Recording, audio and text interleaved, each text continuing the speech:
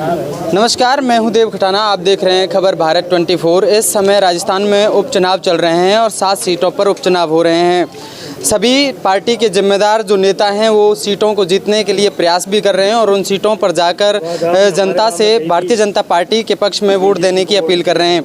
रामगढ़ विधानसभा में उपचुनाव है और रामगढ़ विधानसभा में उपचुनाव के मद्देनज़र भारतीय जनता पार्टी सभी समाजों से सम्मेलन कर रही है और उनके बड़े नेताओं के बीच पहुंचकर भारतीय जनता पार्टी को वोट देने की अपील करवा रही है। रामगढ़ में भाजपा के बहुत बड़े नेता मुख्यमंत्री के नज़दीकी जवाहर सिंह बेडम साहब पहुंचे हैं और गुर्जर समाज के साथ सम्मेलन किया है और उनसे बात की है।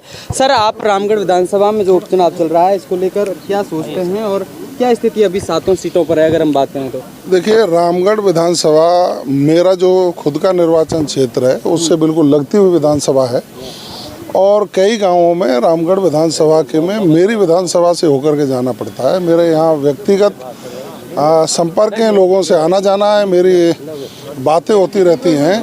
निश्चित रूप से रामगढ़ विधानसभा में इस उपचुनाव में भारतीय जनता पार्टी भारी बहुमत से जीतेगी।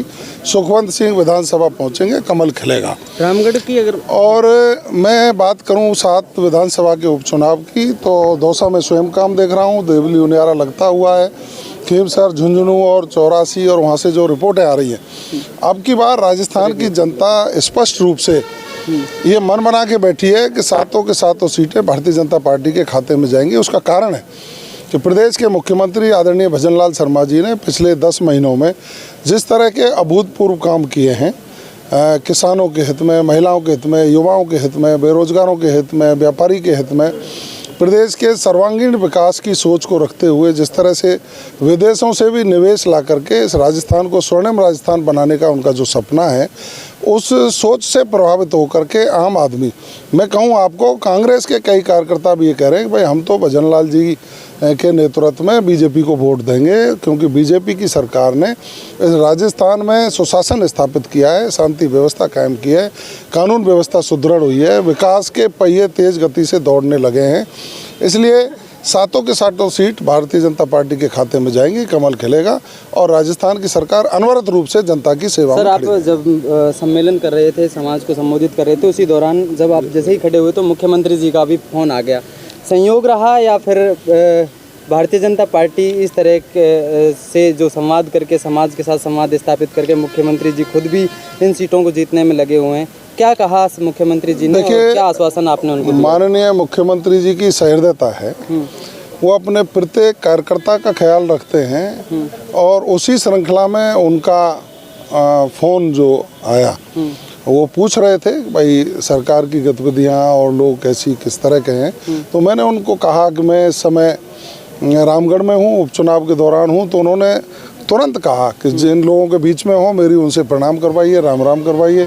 दीपावली की राम राम करूँगा तो निश्चित रूप से अपने लोग हैं और उनकी राम राम जब लोगों से हुई तो यहाँ का कार्यकर्ता भी प्रफुल्लित हुआ है और उन्होंने एक मत से कहा कि ऐसे सहृदयता रखने वाले मुख्यमंत्री जो हर समय हमारे दुख सुख में शामिल रह करके हमारी चिंता करते हैं, अब की बार हम और जोश से वोट डालेंगे और सुखवंत सिंह को विधानसभा में पहुंचाने का काम। सर, एक सवाल ये है कि जो आर्यन खान जुबेर खान के जो बेटे अब इस समय चुनाव लड़ रहे हैं, वो उनका एक बयान आता है कि 36 बिरादरी साइबर क्राइम के अपराध से जुड़ी हुई है, यहाँ पर रोजगार नहीं है, इस वजह से सभी बिरादरी साइबर अपराध में जुड़ी हुई है। आप क्या मानते हैं, सभी बिरादरी वास्तव में इस अपराध से जुड़ी हुई है? देखिए, जो भी लोग ऐसे अपराध से जुड़े हुए हैं, चाहे वो साइबर क्राइम का हो, चाहे गौकसी का हो, चाहे ठगी का हो, चाहे चोरी का हो, चाहे लूट का हो, अपराधी के खिलाफ राजस्थान की सरकार कठोर कार्रवाई कर रही है। निश्चित रूप से जिन लोगों का सोच ऐसा है कि जो क्राइम करने वाले लोगों को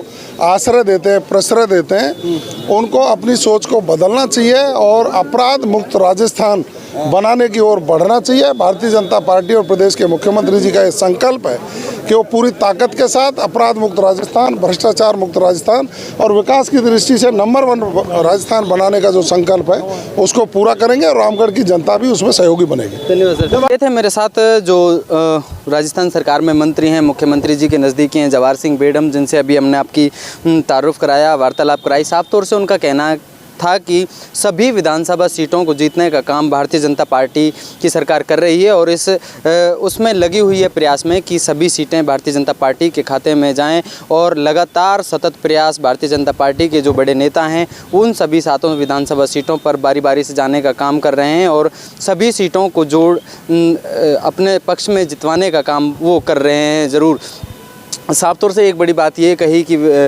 जो अपराध है वो दूसरे पक्ष के जो लोग हैं जो 36 बिरादरी जैसा साइबर अपराध के ऊपर बयान देते हैं और सभी बिरादरियों को उस अपराध से जोड़ने का काम करते हैं, ऐसा नहीं है। और जो अपराधी हैं उनको कड़ी सज़ा राजस्थान सरकार इस समय ज़रूर देगी।